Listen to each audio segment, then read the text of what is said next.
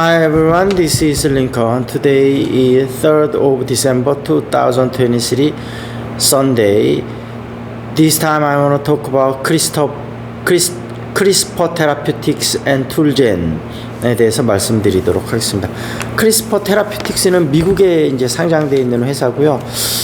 토요일날 저희 재테크 모임 중에 이제 한 분이 요거를 준비해 갖고 와서 이제 그분은 이제 미국 주식에 주로 많이 투자를 하시는 분인데 좀 간단하게 발표가 있었습니다. 그래서 워낙 이 제약바이오 쪽은 그 좀 개념이 이해하기 약간 어려운 기업들이 있어서 오늘 일단 뭐 최대한 간단하게 제가 뭐 저도 전문가는 아니라 이쪽은 제가 이제 파악한 바로 좀 설명을 드리고 그 다음에 아마 일단은 이쪽 기술이 요즘 굉장히 각광을 받고 있어서 천병으로 조금 세워두시는 거 괜찮을 것 같고요. 미국 주식 투자하시는 분들은 국내 주식에만 주로 투자하시는 분들은 툴젠 이 회사에 저도 사실은 약간 수익을 보고 빠져나왔었는데 툴젠에 좀 투자했다가 여러 가지 이슈들을 볼 때 다시 한번 재진입하는 것도 한번 생각해 보려고 합니다. 그만큼 아직까지 매출은 안 나오고 있지만 호재가 많아서 내년서부터 좀 매출이 좀 나오지 않을까 싶습니다. 크리스퍼 테라피틱스는 일단 영국에서 유전자 가위 적용 치료제가 승인이 됐지 않습니까? 카스컵이라는 거로 승인이 됐는데 이게 이제 보스턴에 있는 버텍스 파마슈티컬하고 그다음에 스위스에 있는 크리스퍼 테라피틱스가 이제 합작해서 만든 어떤 치료법입니다. 그래서 크리스퍼 유전자 가위 이제 크리스퍼 테라피틱스를 만든 분이겠죠. 2020년에 노벨 화학상을 이분이 탔는데 이 가스겁이라는 게 이제 어떤 거냐면 우리가 적혈구 빈혈증 같은 게 있습니다. 이게 이제 우리가 피를 만드는 게 헤모글로빈이라고 이제 예전에 배웠었잖아요. 근데 이 헤모글로빈이 뭔가 유전자 결합으로 해서 비정상적인 뭔가 세포를 만들어서 이 통증이 아주 극심하다고 합니다. 그래서 요거를 이제 치료하는 건데 요게 이제 아까 말씀드린 게스9이라는 게 있는데 여기 이제 DNA 중에 게스9을 통해서 요걸 잘라냅니다. 그래서 근데 그 정확한 부위가 뭔지를 알아내는 게 가이드 RNA라는 건데 그걸 알아낸 다음에 이제 가스9으로 자른 다음에 다시 이제 복원을 시키겠죠. 그래서 이 골수에서 조혈모 세포를 채취를 해서 아까 말씀드린 대로 가위를 자르고 새로 이식을 하는 거죠. 그래서 이제 정상적인 뭐라 그럴까요? 헤모글로빈을 만들어낼 수 있는 그런 비정상적인 세포에서 정상적인 세포로 그렇게 만들어내는 요런 치료인데 이게 지금 뭐 가격이 어마어마합니다. 이게 뭐 신기술이라 그렇지만 뭐 이제 치료하는데 한 25억 정도 지금 대충 예정된 가격인데 물론 이게 이제 특수 희귀병이 되면 각국에서 어떤 정부로부터 보조를 받겠죠. 예를 들면 뭐 20억이든 21억이든 보조를 받더라도 본인이 뭐 몇 억은 내야 되겠죠. 어찌됐든 요게 근데 예를 들면 뭐 굉장히 부자라든지 아니면은 뭐 사우디라든지 이렇게 돈이 많은 나라라든지 이런 데 같은 경우는 요게 좀 상당히 많이 쓰일 수 있을 것 같습니다. 그래서 어찌됐든 미국 FTA도 조만간 승인이 될 것 같아요. 지금 이제 얘기 들려 나오는 게 거의 승인이 임박했다고 합니다. 그래서 미국 FDA 승인까지 난다면 본격적인 이제 상용화에 박차를 가할 것 같고요.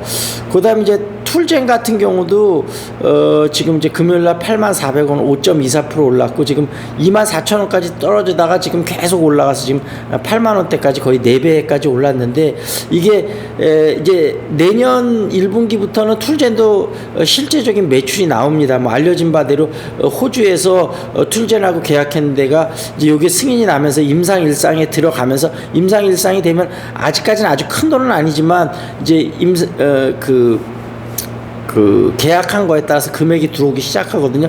그리고 이제 진행이 되는 거에 따라 더 들어올 테고 추가적인 다른 회사들하고 더 계약한 부분이 있기 때문에 툴젠이 계속 수입이 들어올 것으로 생각이 됩니다. 그래서 결론을 다시 한번 말씀드리자면 하퍼 테라퓨틱스나 툴젠에 천병을 세워두고 한번 앞으로 얼마나 오르는지 한번 지켜볼 필요가 있고, 이게 본격적인 상용화가 된다면 쓰임사가 굉장히 많기 때문에 아마 폭발적인 아마 성장이 가능할 수도 있다. 근데 아직까지는 뭐 가능성이니까 하지만 뭐 이게 상용화의 뭐 시간이 좀 굉장히 더 빨라질 수도 있고, 좀 하다 보면 좀 늦어질 수도 있고 이럴 수 있는데, 그러니까 지금 그 미국에서 FDA 같은 경우도 이게 이상까지 돼서 실제적으로 29명을 했는데 28명이 아주 극심한 통증이 없어졌다는 부분 아닙니까?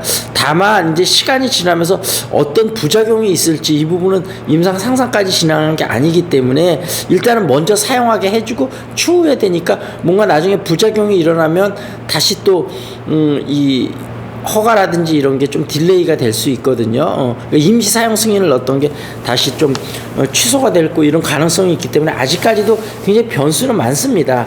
그렇지만 다만 효과성은 입증이 된 것 같고, 이제 중요한 거는 안정성이 앞으로 어떻게 될 거냐. 그리고 이제 뭐 점점 많아지면 가격도 점점 떨어지겠죠. 어찌됐든 제약 바이오 쪽에서 이런 신기술은 항상 높은 성장성을 동반하기 때문에 우리가 계속 주목하고 관심을 가져야 될 이슈다. 그렇게 말씀드리고 정리하도록 하겠습니다. 그리고 경제 이슈 좀 보겠습니다. 금요일자 이슈 좀 볼게요. 은행 가계대출 11월에도 4조 9천억 늘었다. 4조 8천억은 주담대였다.